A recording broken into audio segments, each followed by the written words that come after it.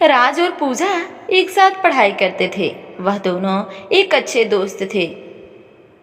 राज मध्यम वर्ग परिवार से था, लेकिन पूजा एक बहुत ज़्यादा अमीर घर की लड़की थी। दोनों साथ में पढ़ाई करते थे और साथ में कॉलेज पढ़ने के लिए जाया करते थे। दोनों के घर एक ही गांव में थे। इसी कारण से दोनों कॉलेज के बाहर भी खेलने के लिए जाया करते थे। ऐसे में राज और पूजा दोनों में काफ़ी ज़्यादा गहरी दोस्ती हो गई थी। दोनों में काफ़ी ज़्यादा मित्रता होने के कारण दोनों एक अच्छे दोस्त बन गई थी। लेकिन दोनों में आपसी में कभी प्यार की बातें नहीं हुई थी। मतलब कि कभी दोनों एक दूसरे को जाहिर नहीं किया था कि वह दोनों एक दूसरे से प्यार करते हैं। धीरे धीरे इनकी दोस्ती और गहरी होती चली गई और इन दोनों के साथ रहने की आदत हो चुकी थी और दोनों कभी भी अलग नहीं रह सकते थे।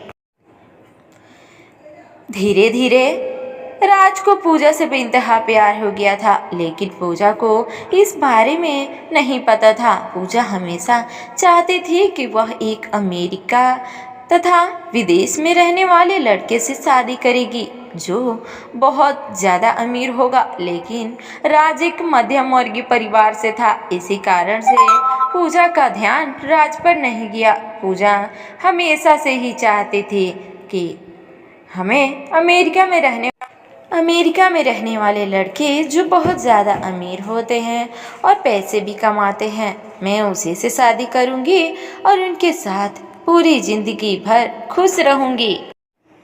धीरे धीरे समय बीतता गया। पूजा की शादी की उम्र हो चुकी थी। उसके माता और पिता लड़के ढूंढने की तैयारी कर रहे थे। जैसे ही एक दिन पूजा राजा को कहती है कि मेरे पिताजी और माताजी मेरे लिए लड़का ढूंढने का प्रयास कर रहे हैं, तो उसके बाद राज के पैरों के तले जमीन खिसक गई, क्योंकि राज भी पूजा से बेइंतहा प्यार करता था। लेकिन राज पूजा के मन की बात को जानता था और पूजा तो हमेशा से ही अमीर लड़की को चाहती थी। ऐसे में पूजा से शादी तो उसकी हो नहीं सकती थी। इसी कारण से वह चुप ही रहा और जो हो रहा था उसे होने दिया। जैसे जैसे पूजा नहीं दिख रही थी, वैसे वैसे राज का जीना मुश्किल होने लगा था। वह अपने बारे में किसी से कुछ नहीं कहता था और लोगों को भी यह पता नहीं चल पाया कि वो उसी से प्यार करता था। जैसे जैसे पूजा की शादी नज़दीक आ रही थी, वैसे वैसे राज की जिंदगी में बेचैनी सी छा गई और बेदर्द जिंदगी शुरू होने वाली थी। जैसे ही राज एक दिन देखता है कि पूजा के घर पे बहुत सारे आदमी लोग आए हैं और उसके घर में पीयूष, जैसे पूजा की शादी होने वाली थी, वो अभी आया हुआ था।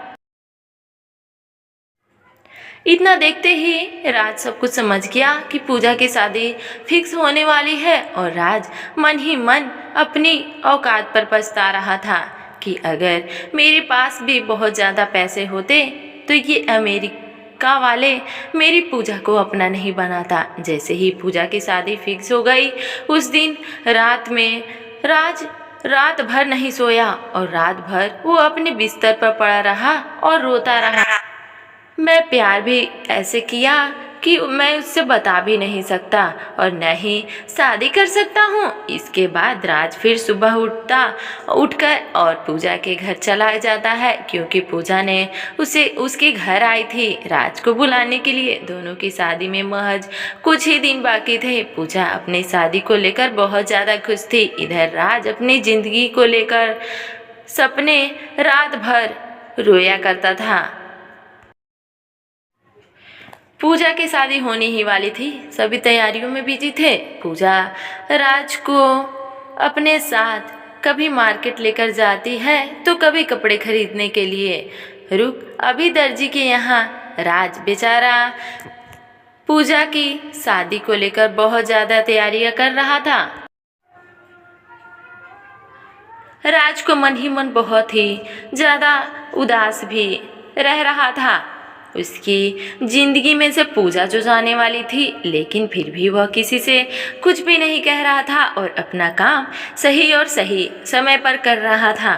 अब तो वह दिन भी आ गया जो पूजा की सगाई हो रही थी। फिर भी उसके एक ही दिन बाद पूजा की शादी थी।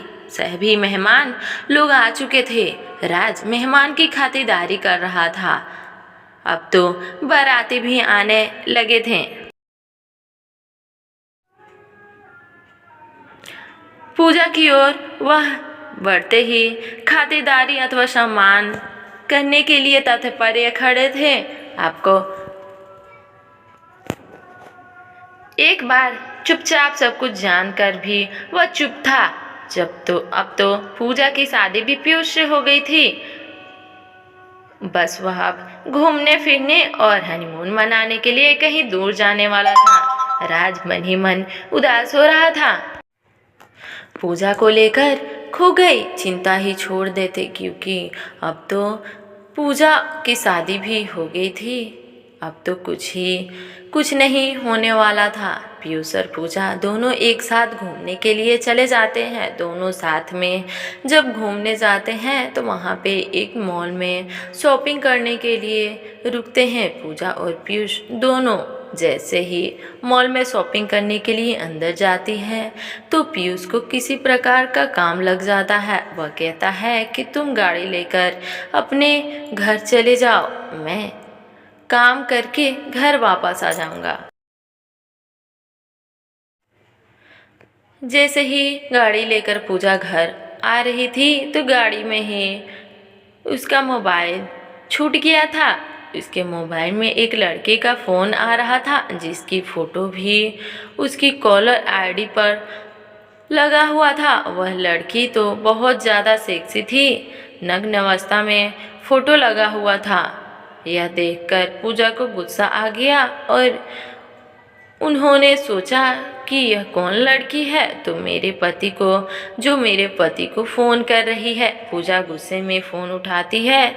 वैसे ही फ़ोन उठाती है और उधर से आवाज़ आता है, जानू तुम कहाँ हो? लग रहा है तुम मुझे भूल गए और मुझे छोड़कर कहीं चले गए हो, या तुम्हें कोई दूसरी मिल गई है।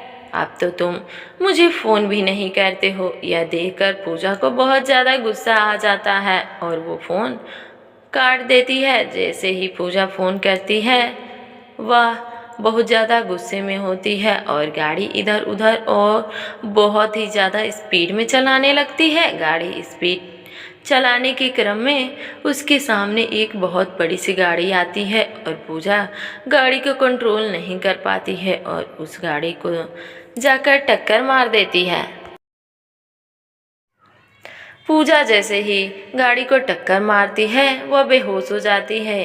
अब तो पूजा के बहुत ज़्यादा हालत ख़राब हो गई थी। उसके दिमाग में बहुत ज़्यादा खून निकल रहा था, मतलब उसकी सर में चोट लगी थी। जैसे ही जानकारी पूजा के घर वालों तथा राज को मिलती है वह तुरंत ही दौड़ते दौड़ते शहर जाकर अपनी पूजा को हॉस्पिटल लेकर जाते हैं। हॉस्पिटल ले जाने के क्रम में पूजा की हालत बहुत ज़्यादा ख़राब हो जाती है, जिस कारण से उसे बहुत मात्रा में उसके सर से खून भी निकल रहा था। यह देखकर राज को बहुत ज़्यादा फिक्र होने लगती है, लेकिन फिर भी वह पूजा को संभाल कर हॉस्पिटल लेकर गया। हॉस्पिटल लेकर जाने के बाद डॉक्टर ने चेक करके कहा कि इसके दिमाग में चोट आई है। पूजा की दिमागी हालत सही नहीं है। हो भी सकता है कि यह पूजा को अब कुछ याद भी ना आए, और याद आने में कितना दिन लग जाएगा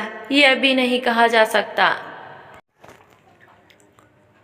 उस समय पीयूष भी हॉस्पिटल पहुंच चुका था। डॉक्टर की यह बातें सुनकर पीयूष कहता है, अगर इसकी याददाश्त नहीं आएगी तो मैं इसे नहीं रखूँगा। अगर इसका स्वास्थ्य सही नहीं रहेगा तो ये मेरा कौन सा काम आएगी।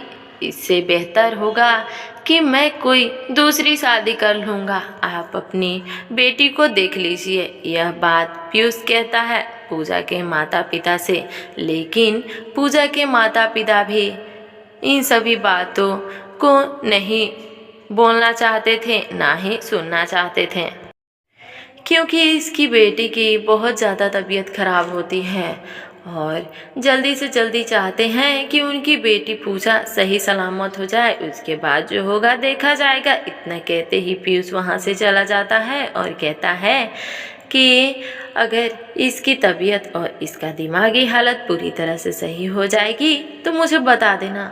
और साथ ही पीयूष यह भी कहता है कि अगर इसकी दिमागी हालत सही नहीं होगी तो मुझे मत बताना, मैं दोबारा शादी कर लूँगा। ये सब पूजा देख तो नहीं पा रही थी, पर सुनकर महसूस कर पा रही थी। वह मन ही मन रो रही थी, लेकिन राज उसके पास था और उसे दिलासा दे रहा था कि सब कुछ सही हो जाएगा, तुम बस सही हो जाओ। अब तो पूजा को छोड़कर पीयूष भी चला गया था, लेकिन उसकी देखरेख करने के लिए राज वहाँ मौजूद था। एक दिन और रात करके पूजा को अपनी मेहनत से बहुत ज़्यादा सेवा कर रहा था और फिर इतना भी कम लगता मेडिकल दवाई जाकर लाता था और कोई भी काम राजे किया करता था। सुबह बहुत ज़्यादा मात्रा में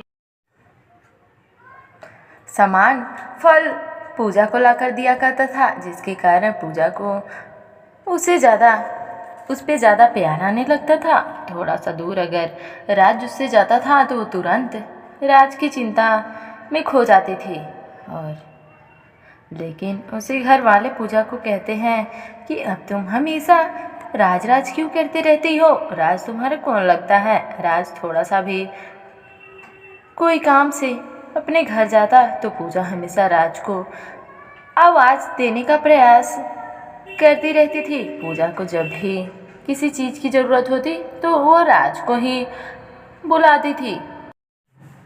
एक दिन जब पूजा अपने माता पिता से कहती है कि राज कहाँ है, हम उससे बात करनी है, तो पूजा के माता पिता कहते हैं कि राज की शादी होने वाली है, राज भी अपनी लड़की देखने के लिए बाहर गया हुआ है।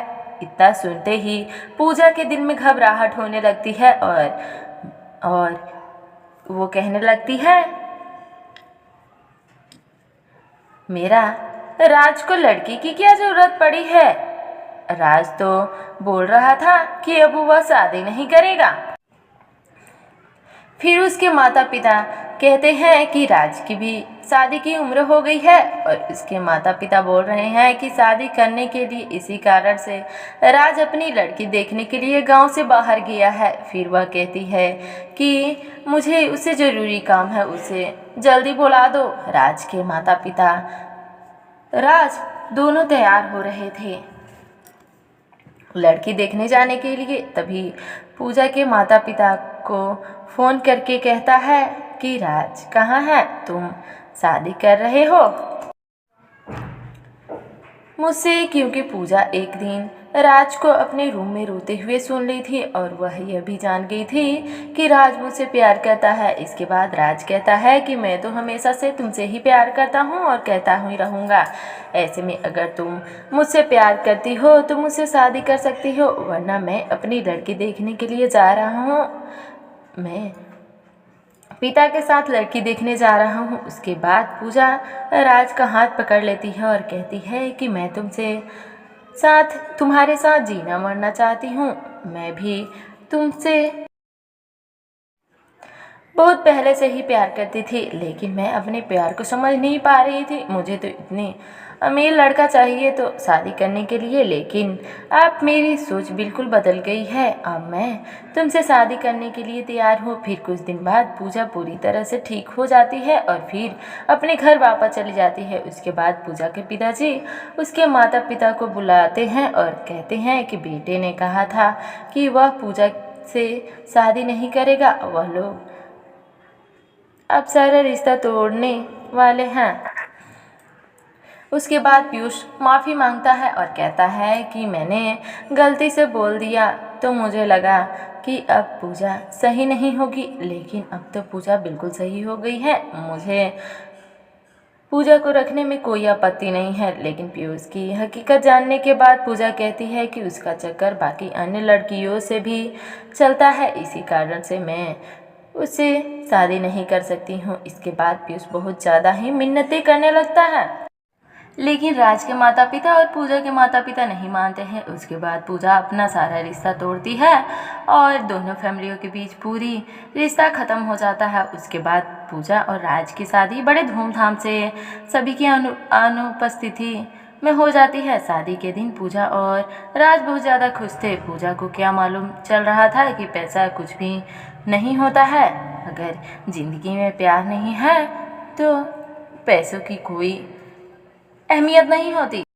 लेकिन एक अच्छा इंसान जो प्यार करने वाला होता है वह कभी नहीं मिल सकता। पूजा को यह अच्छी तरह से मालूम हो गया था, जिसके पास ज़्यादा पैसा रहता है वह ज़्यादा ही लड़कियों के चक्कर में रहता है, और जो बाहरी देश में रहता है वह तो बहुत ज़्यादा लड़कियों के चक्कर में रहता है। इसी कारण से वह अपने पड़ोसी में रहने वाले राज से शादी करने का फैसला किया था। अब तो शादी करके दोनों अपनी अपनी ज़िंदगी में खुश थे।